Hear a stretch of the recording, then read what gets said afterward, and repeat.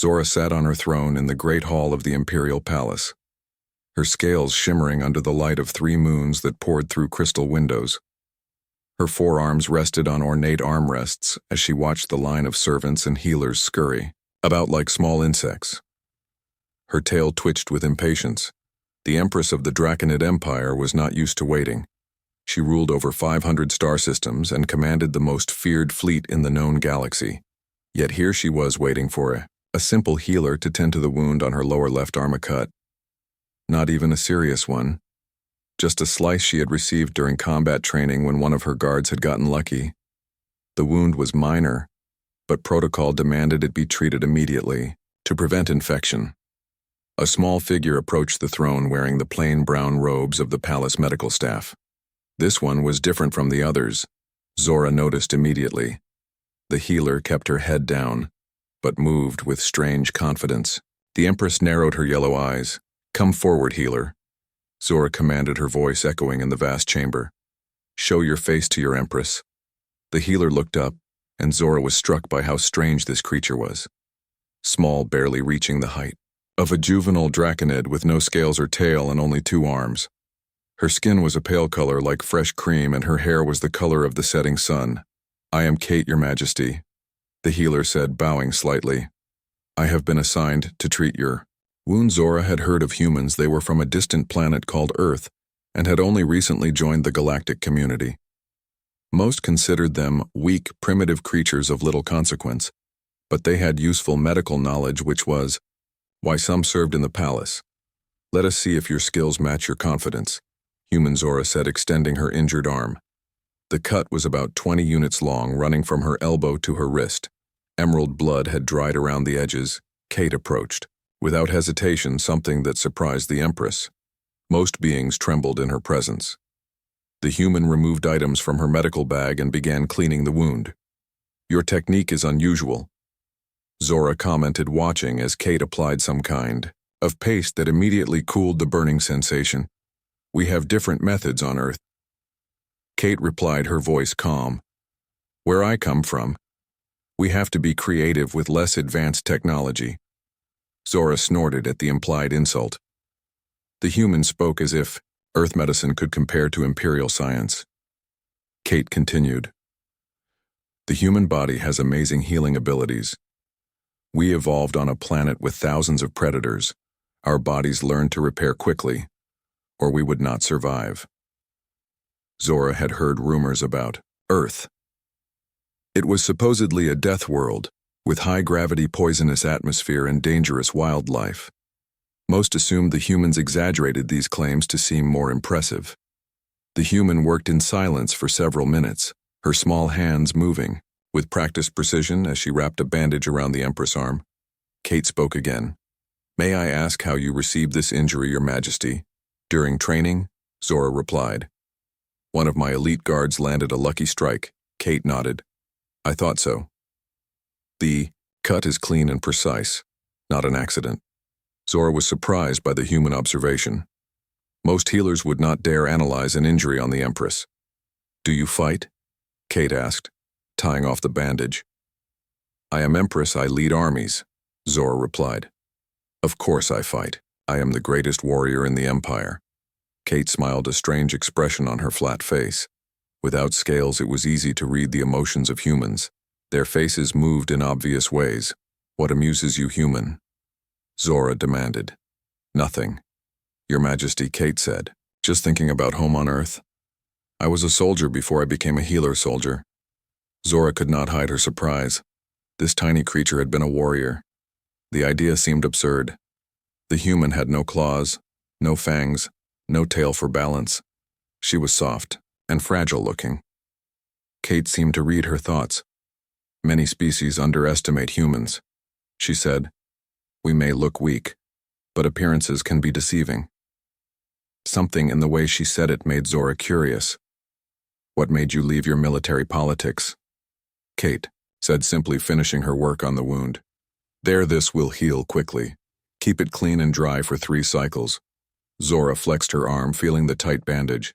The pain was already lessening. "Excellent work, human," she admitted. "Perhaps your species has some useful skills after all." Kate bowed and began packing her supplies that night as Zora slept in her royal chambers.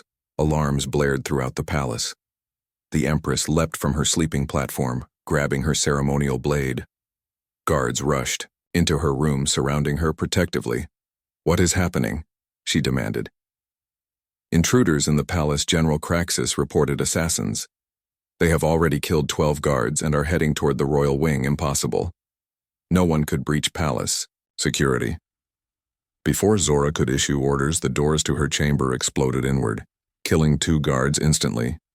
Through the smoke walked 3 tall figures in black armor, their faces hidden behind masks with glowing red eyes.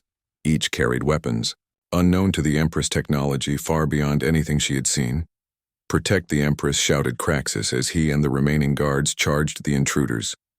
The battle was brief and brutal. The assassins moved with impossible speed, cutting down the guards with energy weapons that sliced through armor like paper. Within moments, only Zora remained standing, her ceremonial blade useless against such advanced technology. The lead assassin approached. As Zora prepared for death, a small figure dropped from the ceiling, landing between the Empress and the attacker. It was Kate, the healer. But she looked different. Now she wore a tight black suit with strange markings, her red hair pulled back, her hands empty, but held in a fighting stance. "Stand aside." Human 1 assassin commanded. "We have no quarrel with Earth. This is Imperial business." Kate did not move. "Sorry, but the Empress is under my protection." The assassins laughed, a mechanical sound through their masks. A single human against 3 Sorth elite warriors. "You will die first." What happened next? Zora would remember for the rest of her life. Kate moved in a blur, faster than any being the Empress had ever seen. The human dodged the first energy blast, flipped through the air, and struck the lead assassin in the neck joint of his armor. The assassin dropped instantly. The other 2 fired their weapons, but Kate was already moving. She rolled beneath the blasts, grabbed a fallen guard weapon, and fired 2 precise shots. Each hit an assassin in a vulnerable spot in their supposedly impenetrable armor. They fell without another sound. The entire fight lasted less than 10 seconds. Zora stood frozen in shock. How is this possible? Kate turned to the Empress, breathing slightly harder, but otherwise unaffected by the battle. "We should leave, Your Majesty," she said. "They will send more." "Who are you really?" Zora demanded. Kate smiled. "My name is Catherine Morgan, Lieutenant Commander, United Earth Defense Force Special Operations. I was sent to protect. You protect me." The Empress of the Draconid Empire needed protection from a human. "There is much you do not know about the galaxy," Kate said. "The Sorth Collective has infiltrated your government. They plan to assassinate you and replace you with a puppet. Ruler Earth could not allow that to happen. Why would Earth care about imperial politics?" Kate checked the corridor before responding. "Earth needs strong, independent allies. The Sorth would use your empire to attack human colonies. We cannot permit that." As Kate led the Empress through secret passages, Zora began to understand. Earth was not the primitive planet she had believed. The human moved with lethal grace, dispatching more assassins they encountered with frightening efficiency. "How are you able to fight like this?"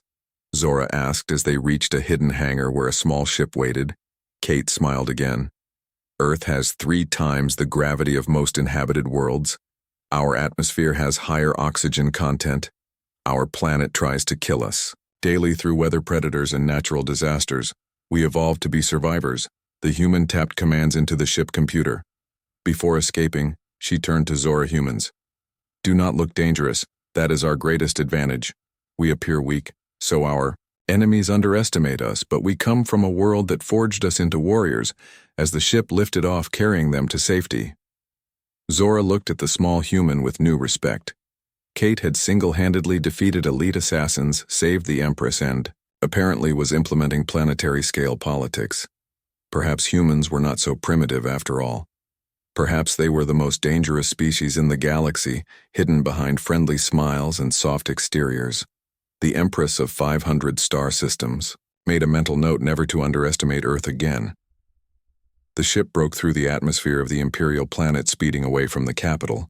Kate expertly piloted the vessel through the defense grid, her fingers flying over the controls with practiced ease. "Where are we going?" Zora demanded, unused to not being in command. "Somewhere safe." Kate replied, "We need to regroup and plan our next move. The Sorth have clearly infiltrated deeper into your government than we suspected." The ship jumped to faster-than-light travel stars blurring outside the viewports. Zora watched the human work, noticing how efficient her movements were.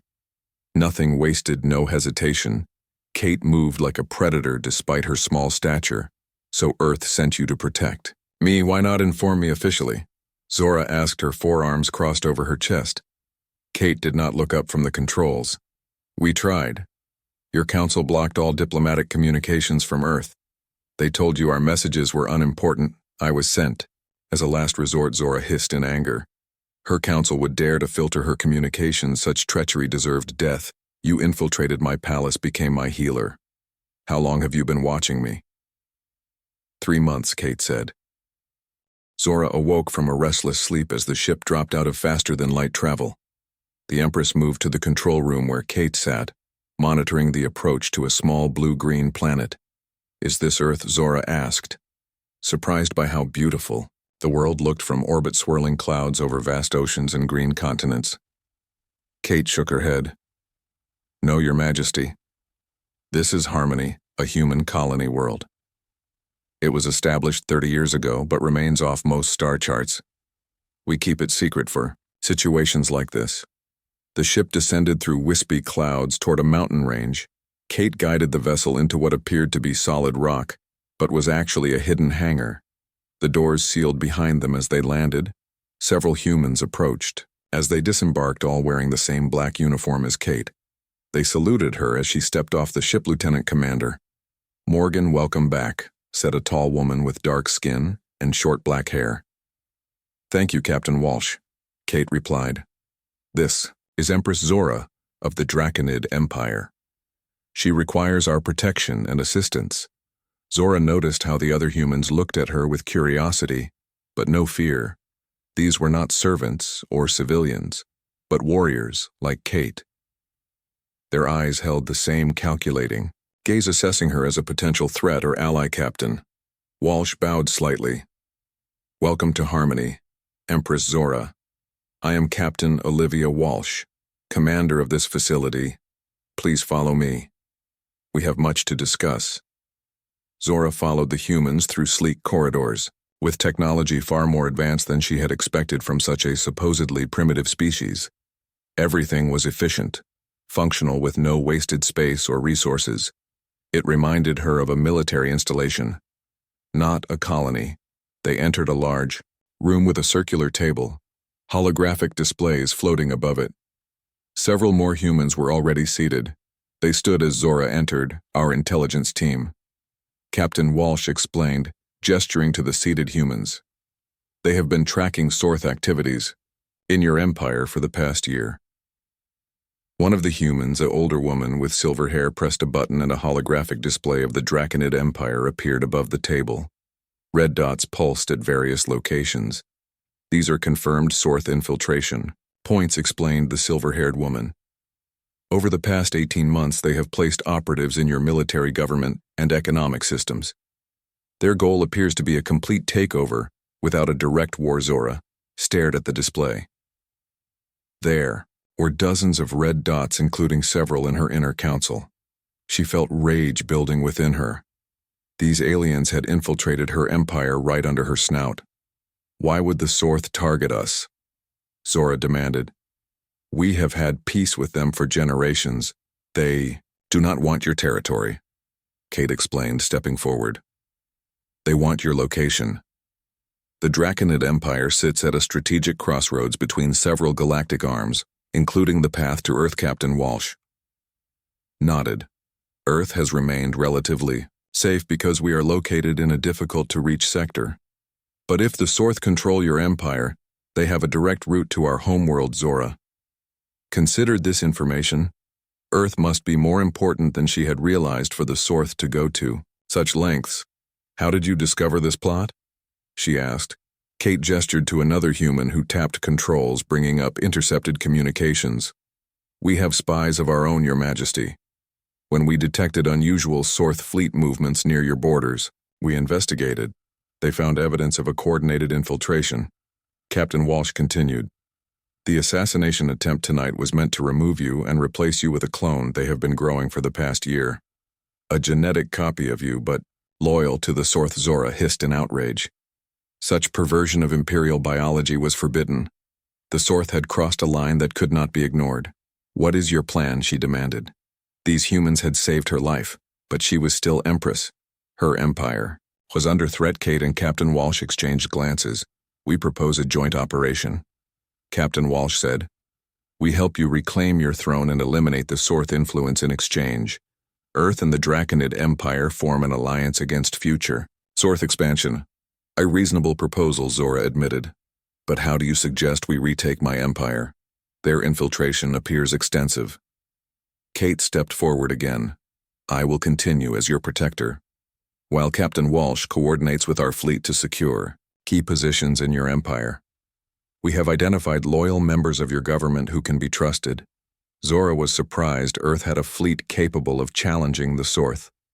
How had they hidden such military power, sensing her thoughts? Captain Walsh smiled. Our ships are not as numerous as yours, Empress, but they are more advanced. We specialize in stealth and precision strikes, not massive fleet engagements. For the next several hours, they planned a counterstrike. Zora was impressed by the human strategic thinking. They were ruthlessly efficient, identifying the most critical targets and allocating resources with precision. When the planning session ended, Kate escorted Zora to quarters prepared for her.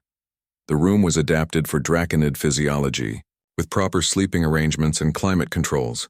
You seem to know a great deal about my species, Zora observed. Kate nodded. We study all potential allies and enemies thoroughly. It is the human way to be prepared. After Kate left, Zora reflected on all she had learned. These humans were far more sophisticated than anyone in the Empire suspected. They had hidden their true capabilities behind a facade of primitive technology and physical weakness. The next morning, Kate arrived to escort Zora to the training facility. Your Majesty, I suggest we prepare for combat, she said. The mission to retake your throne will require fighting. While we will provide protection, you should be ready to defend yourself. Zora agreed. The Empress was a warrior. By training, though, it had been some time since she had faced real combat. The training facility was impressive. Large and well-equipped with various weapons and obstacles, Kate led her to a private area. I would like to assess your combat skills if you permit it, Kate said. Zora laughed. You wish to spar with me, human? I have 4 arms, twice your strength, and combat training from birth. I would break you. Kate smiled, that strange human expression again. Perhaps, Your Majesty. But I think you might be surprised. Intrigued, Zora agreed. She removed her outer robe, standing in her light undergarment, which allowed full movement of all 4 arms and her tail. Kate similarly stripped down to a close-fitting black outfit. They circled each other on the training mat. Zora struck first, her upper right arm lashing out with impressive speed. Kate simply was not there anymore. The human had moved slightly, her body barely shifting position. Zora attacked again, using multiple arms in coordination, a technique that even skilled Draconid warriors found difficult to defend against. Kate dodged each strike, her movements economical and precise. How are you doing this? Zora demanded, as none of her attacks connected. Kate did not reply. Instead, she suddenly moved forward inside Zora guard. With a series of quick strikes, Kate touched points on Zora, torso, arms, and legs, not hard enough to injure, but with enough force to show where killing blows could have landed. Zora was stunned. No one had ever penetrated her defenses so easily. Again, she said. They trained for hours, Zora using all her skill and strength, Kate moving like water around the Empress attacks.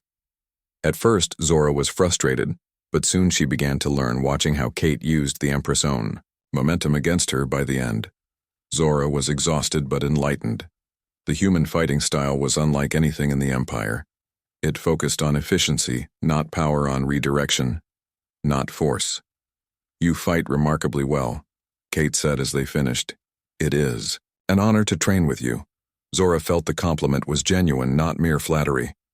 You have shown me that I have much to learn. she admitted. Something no Empress had likely ever said to a human. Kate smiled. I would be happy to teach you some of our techniques. They might serve you well when we return to your empire. As they walked back to their quarters, Zora found herself respecting this human more with each passing hour. Tell me, Kate, she said. How did you become a warrior? Kate was quiet for a moment. My world has known many wars. She finally said, I grew up in a region recovering from conflict. I saw both the damage war causes and the need for those who can fight to protect others. I joined our defense forces at a young age and became one of their elite warriors. Zora guessed. Kate shrugged. I simply trained hard and followed orders. Nothing special. But Zora suspected there was much more to Kate's story. The human moved and thought like someone born to combat, not simply trained in it. That night, as Zora meditated in her quarters, an alarm sounded. Kate burst into the room, her weapon drawn. We need to move, she said urgently. A Sorth strike team has found us. How? Zora demanded as they hurried through the corridors. Unknown, Kate replied. They must have tracked our ship somehow. They reached a small armory where Captain Walsh was distributing weapons to her team. The Sorth will breach the east entrance in 2 minutes, she reported. We have evacuated the non-combat personnel. Zora was handed a Draconid energy pistol modified with human technology. She checked the weapon, finding it well balanced and charged. These humans prepared for everything. I will not hide while others fight for me. Zora declared, I am Empress and warrior. Kate nodded. With approval, Your Majesty fights with us then. Stay close to me. The human warriors moved into defensive positions with practiced efficiency.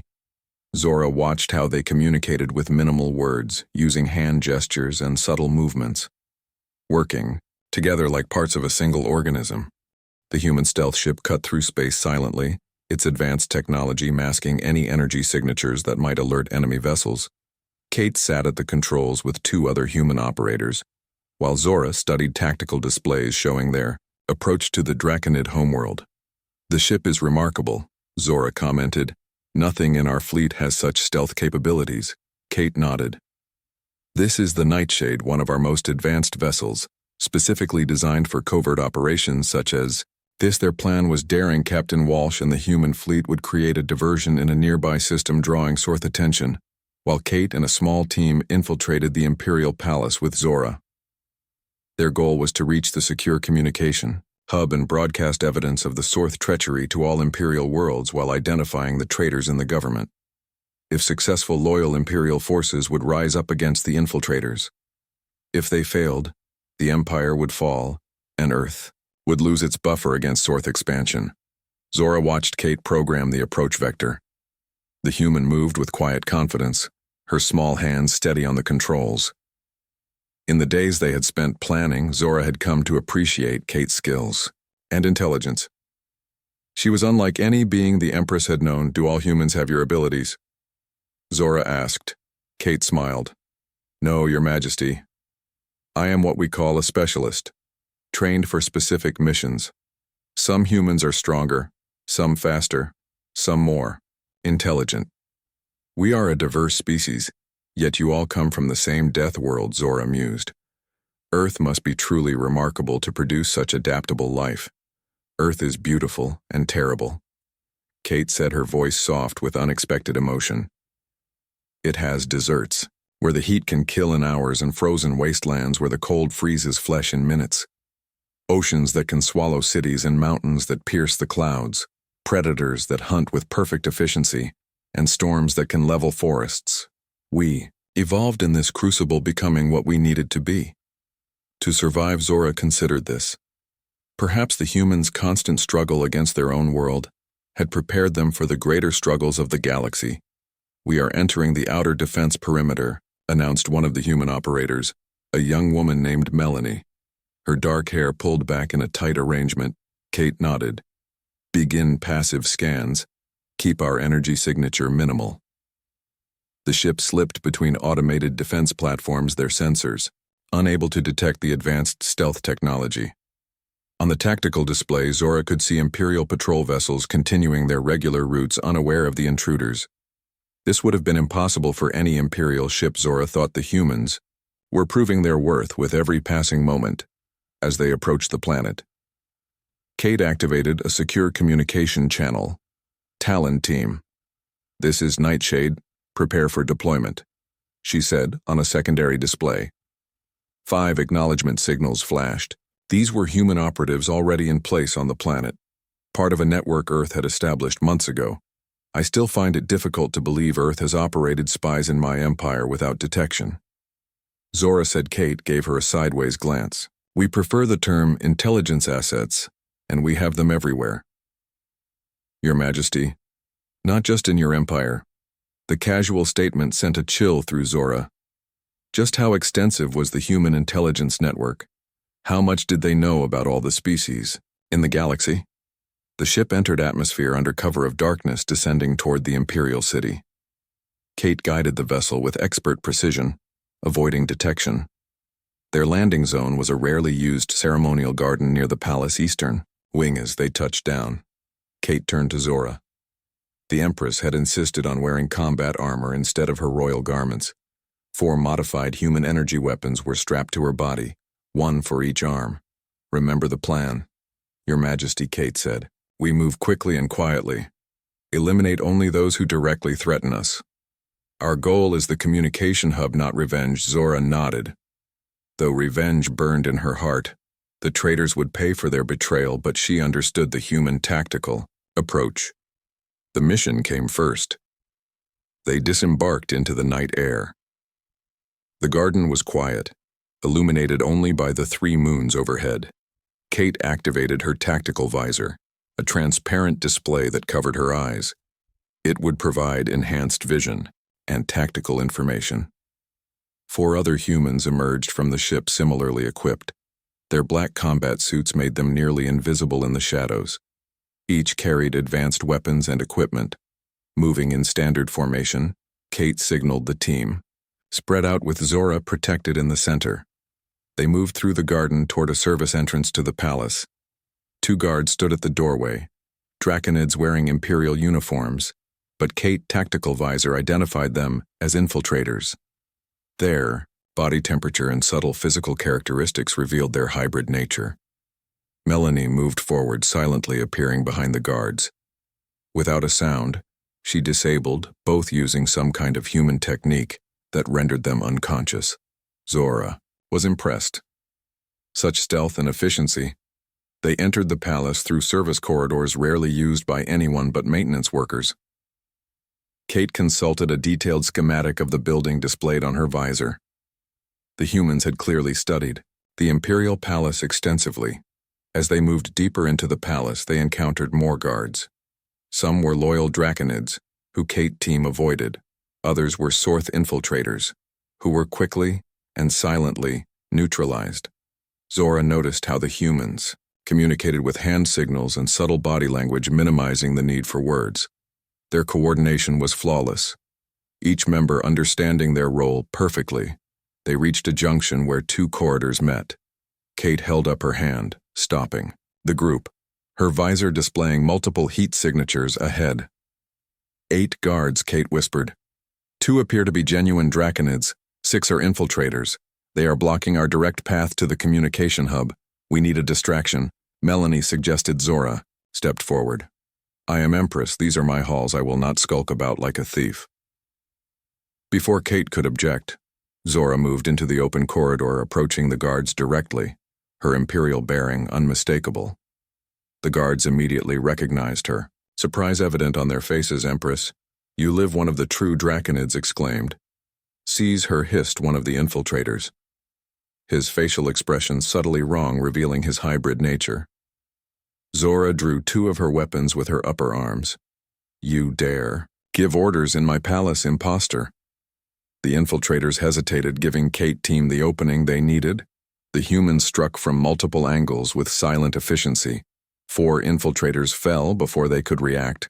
The remaining 2 turned to flee, but were quickly neutralized. The loyal Draconid guard stood frozen, uncertain what was happening. Your empire has been infiltrated by Sorth agents.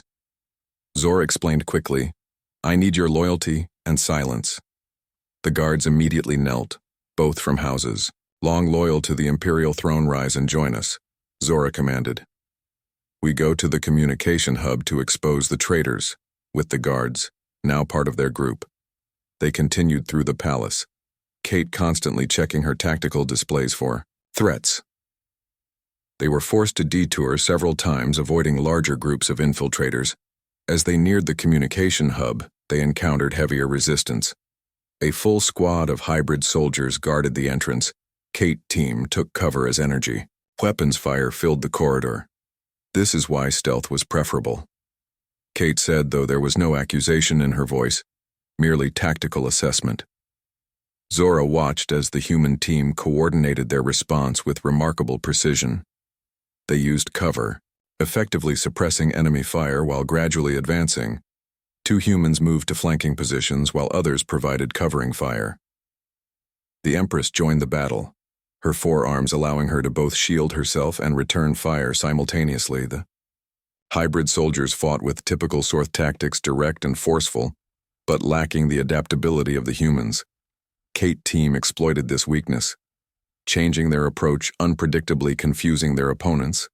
In less than 2 minutes, the corridor was clear. All enemies eliminated with minimal damage to the palace itself. Impressive, Zora acknowledged. Kate nodded, but her focus remained on the mission. We have limited time before they realize what we are doing. They reached the communication hub, a large chamber filled with advanced technology. The 2 loyal guards took position at the entrance while Kate's team secured the room. Melanie immediately went to the main console, her fingers flying over the controls. The system has been modified, she reported. They have added Sorth security protocols. Can you bypass them? Zora asked. Melanie smiled. In my sleep, Your Majesty. Earth has been studying Sorth technology for decades. While Melanie worked, Kate connected a small device to another console. What is that? Zora asked. Kate activated the device, which projected a holographic display. Evidence files, Your Majesty. Everything our intelligence network has gathered on the Sorth infiltration records of their hybrid program, lists of compromised officials, intercepted communications proving their intent to conquer your empire. Zora examined the files, her rage growing with each revelation. The treachery ran deeper than she had imagined.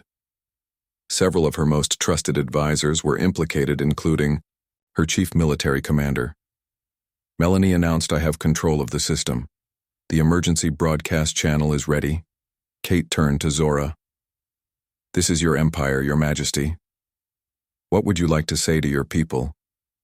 Zora stood before the communication array, her scales gleaming in the light of the chamber. She drew herself to her full height, imperial authority radiating from her posture.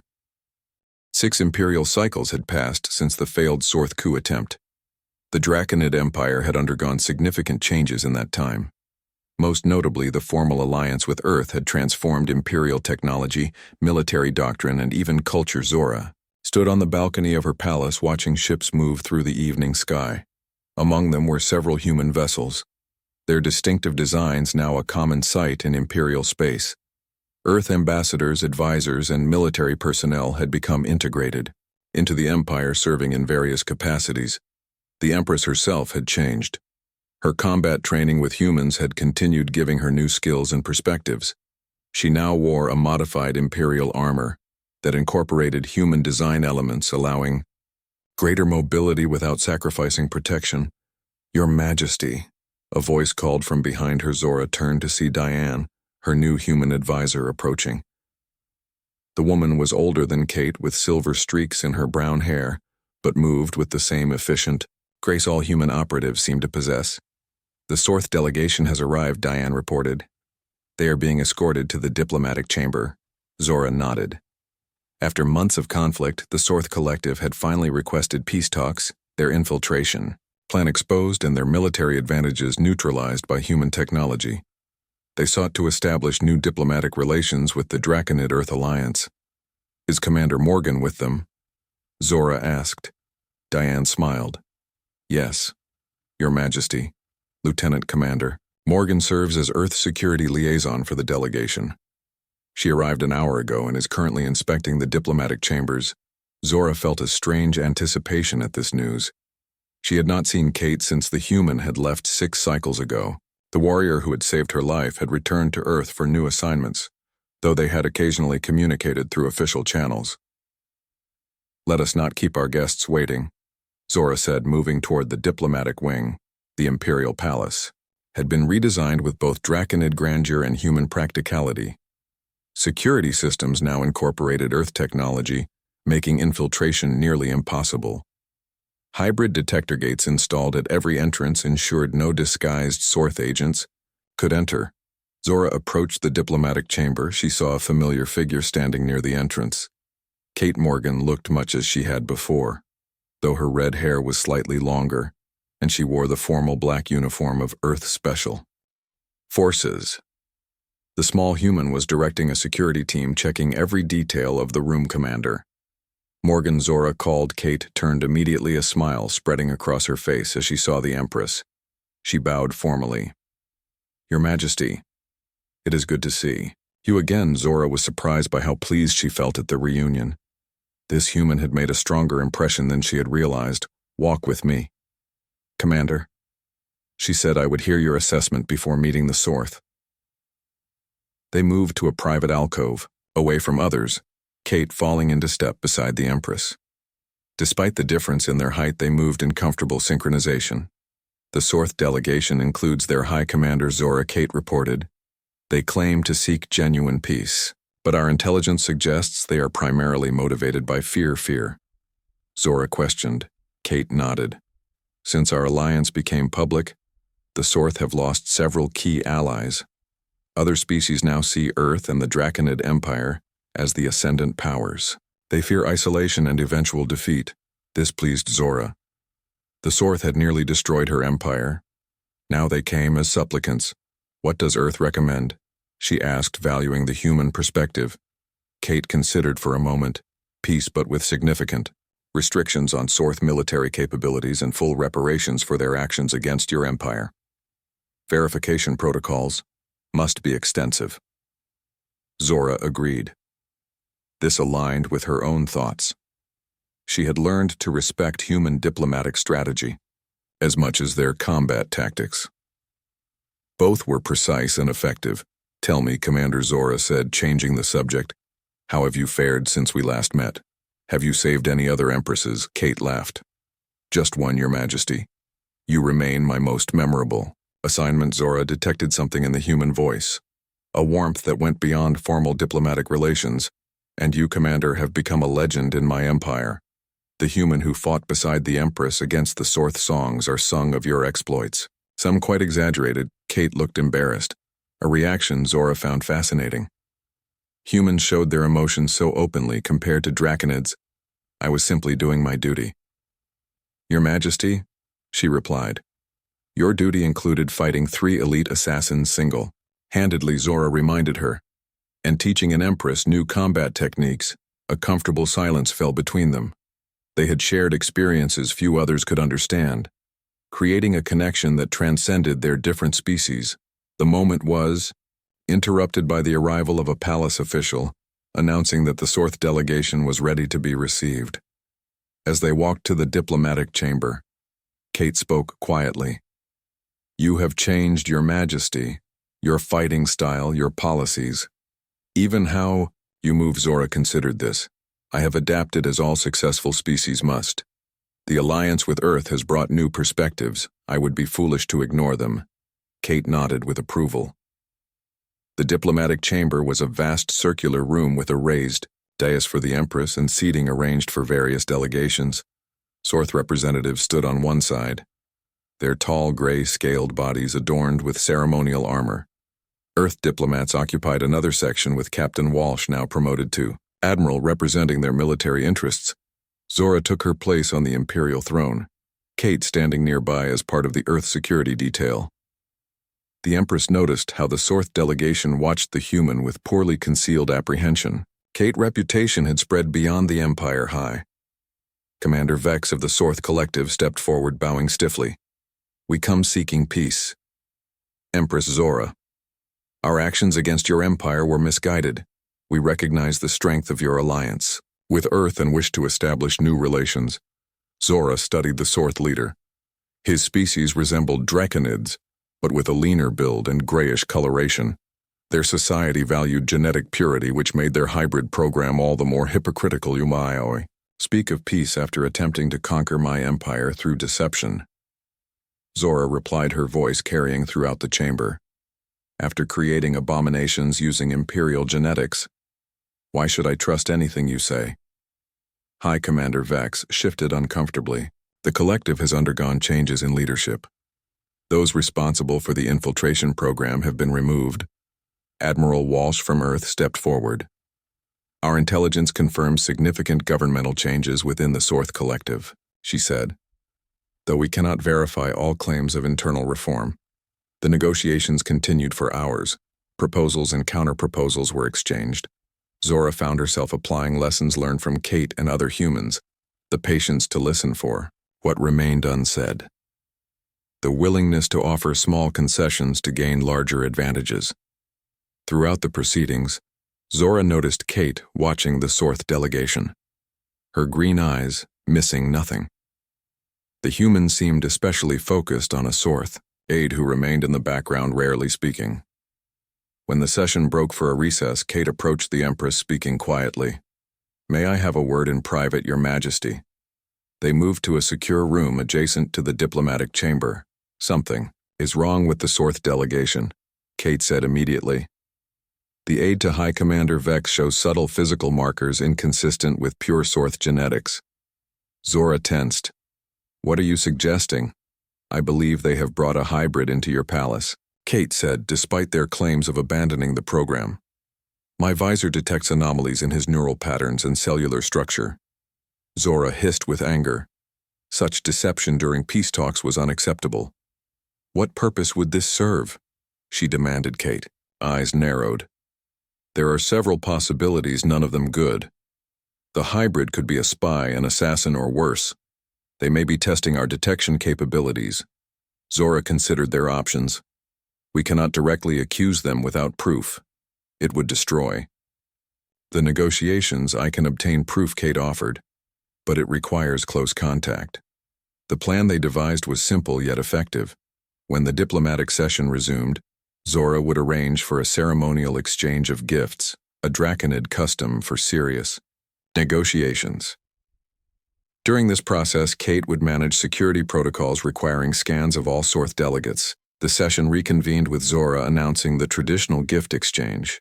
The Sorth appeared pleased by this cultural recognition, unaware of the true purpose. When the suspicious aide stepped forward for scanning, Kate personally operated the equipment. The scanner detected hybrid markers immediately, security protocols activated automatically, and Imperial guards surrounded the Sorth delegation. High Commander Vex protested vehemently, claiming ignorance of the aide's true nature, but the evidence was irrefutable.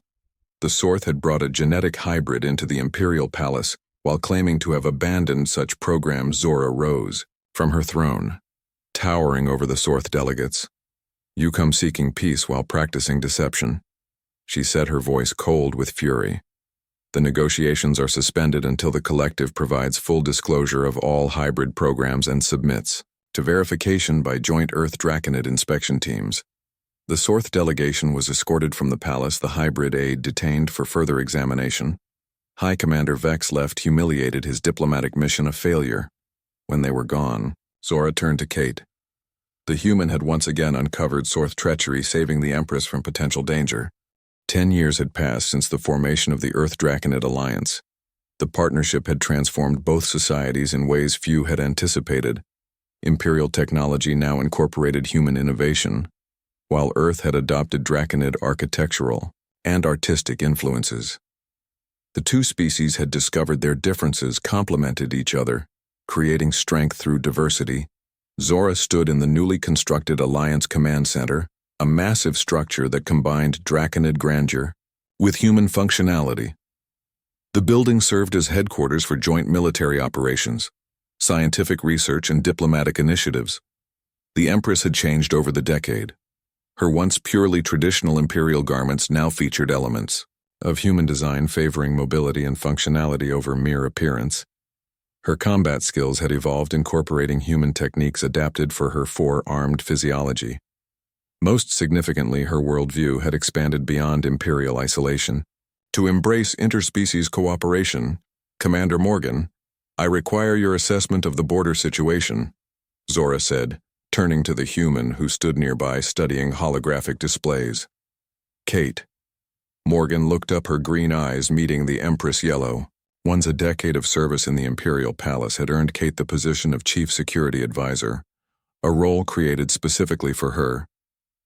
Her red hair now had a few strands of silver, but she moved with the same efficient grace that had first impressed Zora years ago. The situation remains stable. Your Majesty, Kate replied. The Sorth have maintained the treaty requirements for 6 years with only minor violations. Our joint patrols have been effective in deterring incursions. Zora nodded, with satisfaction. The peace established with the Sorth Collective had held despite occasional tensions. Joint Earth-Draconid forces had proven effective at maintaining border security, while verification teams ensured the Sorth complied with restrictions on their military capabilities and genetic research. What of the new species discovered in the Cygnus sector? Zora asked. Kate adjusted the holographic display, showing a distant star system. Our preliminary contacts have been promising. She said they call themselves the Luminari, a crystalline-based lifeform with interesting technological approaches. They seem eager for peaceful relations with the Alliance. The discovery of new species had accelerated in recent years as joint exploration ships ventured into previously unmapped regions of space. The Alliance had established diplomatic relations with a dozen new civilizations, expanding trade and cultural exchange throughout the galaxy. Admiral Walsh entered the command center, approaching Zora and Kate with purpose. The human officer now served as Supreme Commander of Alliance forces, her experience and strategic mind valued by both Earth and Draconid leadership. Your Majesty, Commander Morgan. She greeted them formally. The ceremonial fleet is prepared for departure. The anniversary celebration begins in 6 hours. Zora nodded. 10 years since the Alliance formation. Remarkable how quickly time passes. 10 years since you saved my life, Kate added with a small smile. A fact the Imperial historians never tire of recounting. Zora made a dismissive gesture with one of her lower arms. Your human modesty remains intact, despite years in the Imperial court. Most of my advisors would claim full credit for far less significant accomplishments. Kate laughed, a sound Zora had come to appreciate. The ease of human emotional expression had influenced Imperial court culture, making it less formal and more direct. We should prepare for the ceremony, Admiral Walsh suggested. The Earth President and the combined chiefs will arrive within the hour.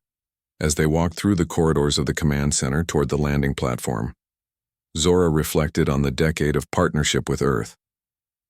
The Alliance had begun as a strategic necessity, but had evolved into something far more profound. The two species had discovered they shared core values despite their physical and cultural differences. Both valued independence, courage, and loyalty. Both were willing to fight for their principles but preferred peace when possible. The ceremonial fleet was an impressive display of Alliance capabilities. 20 ships arranged in formation above the Imperial capital. 10 of Draconid design, their massive hulls decorated with Imperial symbols. 10 of Earth construction, smaller but more advanced with sleek lines and sophisticated technology. Each represented the best of their respective worlds while incorporating innovations from their partner species. Zora, Kate, and Admiral Walsh boarded the Imperial flagship, which would lead the formation. The ship interior reflected the blended aesthetics of the Alliance with both Draconid grandeur and human functionality. The bridge crew was mixed human and Draconid officers working together with practiced efficiency as they prepared for departure. A communication officer approached. Your Majesty, we are receiving an emergency transmission from the Arcturus outpost. The officer reported, Priority 1 security classification. Put it through, Zora ordered. A holographic display activated, showing a Draconid commander, her scales dulled with exhaustion. Empress, we are under attack, she reported. Her image flickered with static. Unknown forces breached our defenses an hour ago. We are holding but require immediate assistance. What species attacks you? Commander Zora demanded. The Draconid shook her head. Unknown. Your Majesty. Their technology is like nothing we have encountered. Their ships absorb energy weapons, and they deploy some kind of biological agent against our troops. The humans have proven resistant, but we lack sufficient numbers. The transmission ended abruptly, leaving the bridge in tense silence. Admiral Walsh immediately moved to a tactical station. 10 ships from the defensive fleet can reach Arcturus in 3 hours, she said. The ceremonial fleet can be reconfigured for combat. And Zora nodded in agreement. The anniversary celebration would have to wait. This attack could not go unanswered. Arcturus was a vital Alliance outpost protecting key trade routes. It is strange that humans show resistance to this biological agent, Kate noted, her expression thoughtful. Zora had learned to recognize when Kate was developing a theory. The human had an intuitive way of connecting seemingly unrelated facts. What are you thinking, Commander? She asked. Kate looked up from the tactical display. The Sorth were developing biological weapons specifically targeting draconid physiology before our alliance. Their hybrid program was part of this research, they claimed, to have abandoned these efforts, but Zora hissed softly. The treaty.